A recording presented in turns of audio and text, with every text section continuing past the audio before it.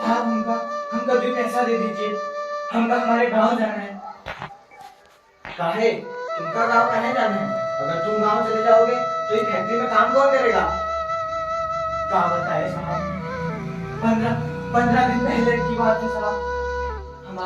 हमारा धनिया हमको छोड़ के चले गई साहब। अब इस शहरों में हमारा कोनो नहीं है साहब, कोनो नहीं है। अच्छा, वो कैसे? क्या बताए साहब आपको, 15 दिन पहले की बात है। हम घर में थे साहब, हमारी धनिया की तबीयत अचानक बहुत खराब हो गई साहब। कल तक तो बिल्कुल ठीक ही थी। हम बोले, हे धनिया क्या हुआ है रे तुमको? तो कुछ नहीं कही साहब, बस उसका शरीर भट्टी जैसा लग रहा था साहब। हम बोले धनिया क्या हुआ है रे तुमको? तो कुछ नहीं कही साहब। फिर साहब हम तो मजदूर आदमी थे, हम आ गए फैक्ट्री काम करने। जब फैक्ट्री में साहब हमारा आधा दिन हुआ था, हमारे पास हमारा बेटवा सुगना साहब, हमारा लड़का बड़ा ही तेज, बड़ा ही चंचल साहब। वो हमारे पास आया, हमसे बोला, बाबू घर चलो, माई की तबीयत बहुत ही खराब है बाबू, तुमका बुलाई है। और माई की तबीयत बहुत ही खराब है बाबू, माई उठ भी नहीं पाती, तुमका घरे बुलाई है बाबू, हमारे साथ चलो। अब साहब हमारा तो आधा दिन भी नहीं हुआ था, अगर हम छुट्टी लेके घरे चले जाते तो हमको पूरा ध्यान ही नहीं मिलता था। फिर हम साहब धनिया के लिए दवा कैसे ला पाते साहब, कैसे ठीक कर पाते हम अपनी धनिया को? हमने बोला, अपने कलेजे पे हाथ रखा, पत्थर रखा हमने अपने कलेजे पे। हमने बोला, जाओ बिटवा तुम जाओ, हम अभी आवत हैं, तब तक तुम माई का ध्यान रखो। साहब रतिया को जब हम घरे पहुंचे, हमने बाहर से आवाज लगाई, अरे ओ धनिया, अरे ओ सुगना, कहाँ हो रे सुगना, माई कैसी है तू आज? तो जब कोनो जवाब नहीं आया, हम हड़बड़ी में अंदर गए साहब। हमने बोला, सुगना माई कहाँ है? सुगना ने दिखाया, धनिया वहां जमीन पे लेटी पड़ी थी, उसका सांस नहीं आ रहा था साहब, ऐसा मानो जैसे कोई उसके गले में चढ़ के उसके सांस पकड़ ले हो साहब। हम पूछे, हे धनिया क्या हो रे तुमको? तो कुछ नहीं कही साहब, बस एक टुकुर हमका देखते थे। फिर हमने बाजू वाले चाचा से कुछ पैसे उधार लेके हम धनिया को ले गए अस्पताल में ले गए। तो साहब वो अस्पताल गए, कोई बेड खाली ना मिला साहब। अंत में एक बेड खाली मिला। डॉक्टर ने जैसे ही धनिया को देखा, कहा इनको जल्दी से भर्ती करना पड़ेगा। हमने बोला, हमका भी अंदर आन दो, इस सुगना तो रहता भी नहीं माई के बिना, आखिर कैसे रहेगा? डॉक्टर साहब ने हमका वहीं बैठा दिया, हमसे कहा, नहीं तुमको अंदर नहीं देने जा सकते।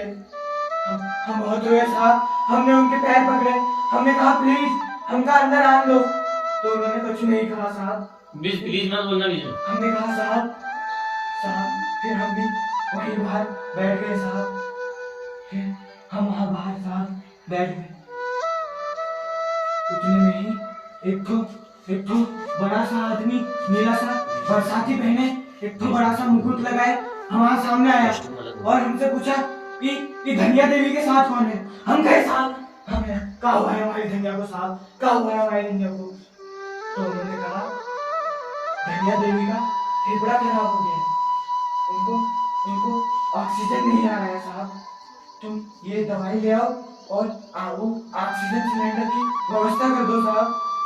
हम फटाफट गए साहब, हम वो दवाई तो ले आए, पर हमको कोई जगह ऑक्सीजन सिलेंडर नहीं मिला साहब, ऑक्सीजन सिलेंडर नहीं मिला।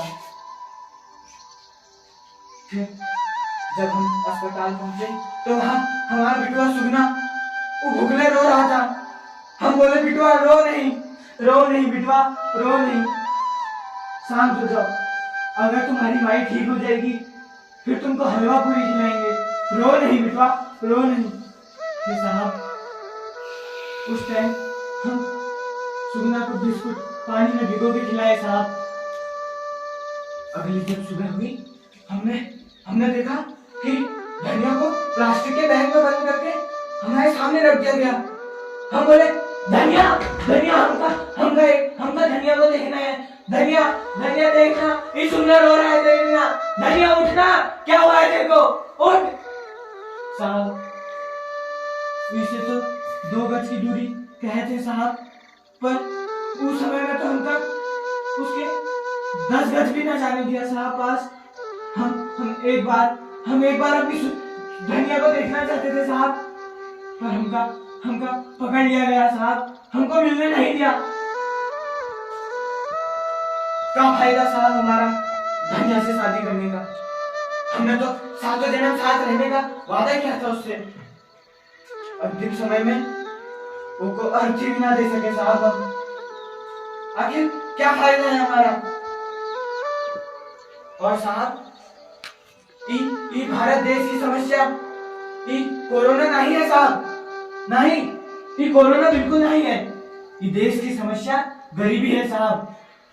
जो लोग गरीब होता है, सारी समस्या घूम फिर के बकासुर जैसा मुंह फाड़े उसके सामने आ जाती है साहब।